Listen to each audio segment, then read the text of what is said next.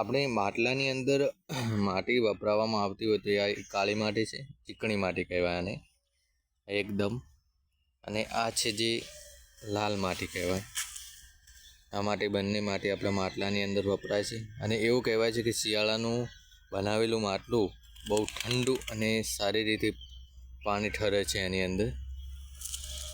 પછી આ છે આપણે સૂકવી દેવાની આ માટીને, કાળી માટીને અહીંયાથી લઈ અને અહીંયા સૂકવી દેવાની, બરાબર. અહીં સૂકવી અને પછી અહીંયા તમને હું બતાવીશ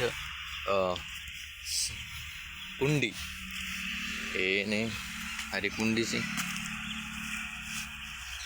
આની અંદર માટી નાખી દેવાની, આની અંદર માટી નાખી દેવાની. આની અંદર માટી નાખે એટલે જે કચરો છે ને એ આ બાજુ આપણે એકત્રા થઈ જાય.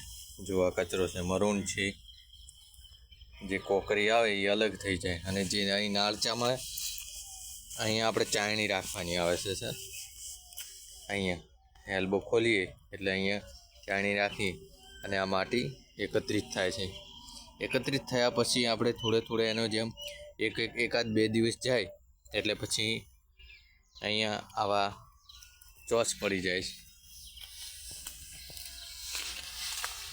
તમને બતાવું, અહીંયા ચોસ પડી જાય છે.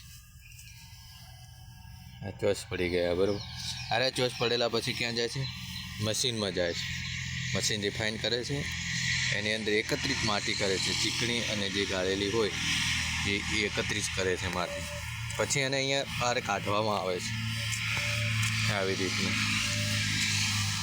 અને ઉપર જે નાખેલું છે, જે આપણે લાકડાનો વેર આવે છે, જાણો ભૂક્કો જે લાટીની અંદર મળે છે તે નાખવામાં આવે. પછી ત્યારબાદ આ માટી એકત્રિત થયેલી પછી એ ભઠ્ઠીની અંદર જાય, મશીનની અંદર જાય છે, મશીનની અંદર જાય છે. પછી અને આ છે લાકડું. માટલા બનાવ્યા પછી આ ભઠ્ઠીની અંદર પકવવામાં આવે છે.